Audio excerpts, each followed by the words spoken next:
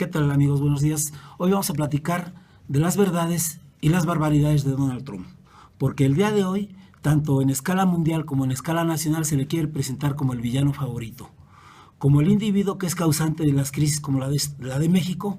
Falso. La crisis de México se debe a circunstancias internas y como el causante de los problemas que hay en todo el mundo. No es cierto. Hay hechos que hay que resaltar con mucha claridad. Por ejemplo, se le está culpando de que va a construir un muro allá en la frontera con México. Y quienes critican esto no se han dado cuenta que ese muro ya existe, que ya fue construido desde hace mucho tiempo, en realidad solo lo va a ampliar. Se le critica también porque está causando muchos problemas, que es un peligro para el mundo. En realidad el señor, hay que decirlo con toda claridad, llegó al poder al país otrora más poderoso del mundo, hoy la segunda potencia mundial, y llegó al poder ahí porque dijo muchas verdades. Una de ellas precisamente es que el terrorismo fue apoyado por los gobiernos de los Clinton, como por los gobiernos de los Bush, por gobiernos anteriores al actual. Fue apoyado en Medio Oriente. Ellos fueron los que crearon el Estado Islámico, fueron los que les vendieron armas, fueron los que les compraron el petróleo cuando habían ocupado gran territorio de Irak y de Siria. Y de la misma manera, Donald Trump está planteando que se debe de reducir el número de armas nucleares en el mundo, que Estados Unidos se debe poner de acuerdo para reducir el número de armas nucleares, y que básicamente el problema de la inseguridad en los Estados Unidos es producto en gran medida de la política militarista que ha impulsado este país en Medio Oriente. En efecto, el señor Trump afirma que la Organización del Tratado del Atlántico Norte, OTAN, es hoy una organización obsoleta y es una organización que debe hoy ya desaparecer. También ha criticado a los organismos de inteligencia norteamericana por su política terrorista y que ha atentado contra las libertades tanto en los Estados Unidos como en el mundo. Es decir, el señor Trump ha dicho muchas verdades y eso es lo que lo llevó al poder. Esto es lo que debe quedar muy claro, porque la sociedad norteamericana ya estaba desencantada por un Barack Obama que prometió muchas cosas al llegar a la presidencia norteamericana, pero no cumplió básicamente nada, porque los grupos de poder económico no lo permitieron, o bien porque él no tuvo muchas ganas de cumplir con eso, puesto que sabe perfectamente que representa un interés económico transnacional muy poderoso y que no debe de ser tocado.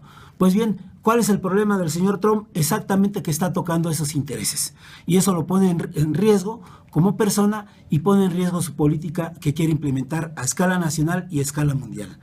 Bien, por otro lado, hay que destacar que en relación con China, el señor ha dicho muchas barbaridades, ha platicado con el gobierno disidente de Taiwán, antes República Nacionalista China, o bien la isla de Formosa, la Hermosa, que prácticamente fue separada por las potencias en 1945 para que le hiciera un contrapeso a la República Popular de China, dirigida por el Partido Comunista. De manera tal que tratar de alentar al gobierno secesionista de Taiwán puede representar un serio peligro para los Estados Unidos, porque no hay que olvidar que hoy China es poseedora, junto con Japón, del 40% de los recursos de la Reserva Federal Norteamericana, que es la principal inversionista en Estados Unidos y la principal compradora de materias primas. Basta con que China diga: saco mis dólares de los Estados Unidos, para que la economía norteamericana se vaya por los suelos. De manera tal que el señor Trump no está entendiendo lo que está hablando, porque no está entendiendo la dinámica del capital transnacional en los últimos 30, 40 años por lo menos. Ahorita la dinámica de las empresas transnacionales, incluyendo las empresas locales de Norteamérica, es extenderse hacia otras naciones para abaratar sus costos de producción y ganar mercados. Si no se extienden a otros países, si no abandonan el país a costa incluso de dejar desempleados a miles de norteamericanos, las empresas no van a poder competir con las automotrices japonesas, con las alemanas, con las italianas y con las coreanas. Toyota ya desplazó prácticamente a la que fue durante muchas décadas la primera industria automotriz del mundo, la General Motors. Toyota, la japonesa, ya dijo que va a invertir en México de todos modos. BMW, la alemana, dice que va a invertir de todos modos en México porque ellos quieren aprovechar las mejores condiciones que tienen aquí.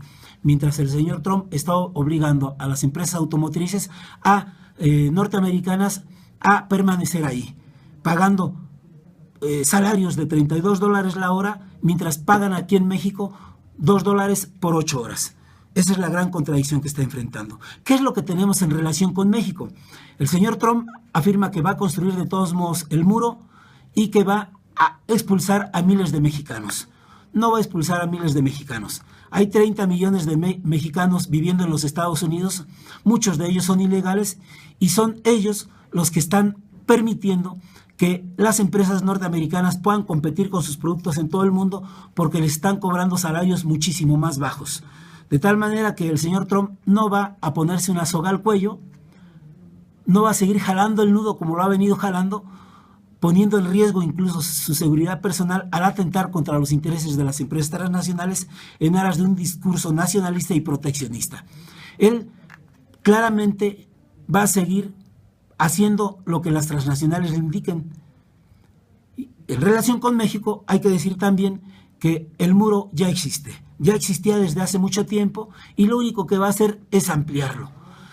Por otro lado, y finalmente, hay que decir que la crisis de México no se debe a la llegada de Donald Trump al poder. La crisis de México es intrínseca, tiene que ver con las condiciones de corrupción, de robo, de saqueo de los recursos nacionales, de un modelo fracasado, un modelo nacionalista revolucionario que fracasó y que el gobierno, la burocracia gobernante, a cambio de eso, impuso un modelo que le fue traído desde Washington. La escuela de los Chicago Boys, la escuela del neoliberalismo, se ha impuesto como una condición necesaria de los organismos transnacionales como el Fondo Monetario Internacional y el Banco Mundial para que México apruebe reformas estructurales que convengan a los intereses transnacionales. La más importante de ellas es precisamente la reforma energética, mediante la cual hoy el gobierno ha entregado los recursos estratégicos petroleros a las transnacionales, fundamentalmente norteamericanas, y eso ha ocasionado una terrible crisis nacional porque los mexicanos hoy tienen que pagar gasolina, diésel y también energía eléctrica más cara de todos los tiempos, lo cual está ocasionando una carestía generalizada que no es producto de que llegó Donald Trump al poder, es producto de que tenemos un gobierno totalmente entreguista, totalmente anexionista a los intereses antimexicanos. Muchas gracias.